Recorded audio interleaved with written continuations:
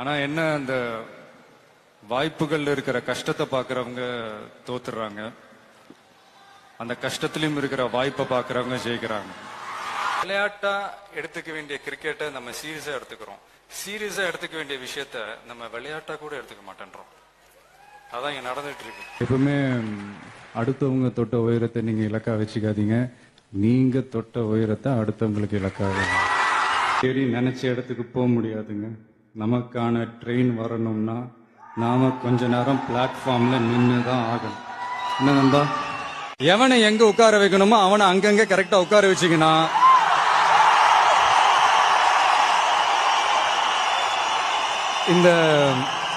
இந்த gold medal எல்லாம் தானா வருமா? அதாவது வெற்றிக்காக எவ்வளவு வேணாலும் உழைக்கலாங்க, ஆனா வெற்றி அடைஞ்சிட கூடாதுன்றதுக்காகவே ஒரு கூட்டம் உழைச்சிக்கிட்டு இருக்குது. இக்னோர் பண்ணிட்டு பார்த்துட்டு போயிட்டே இருங்க. கத்தி கத்தி பார்த்துட்டு டயர்ட் ஆயிடுவாங்க.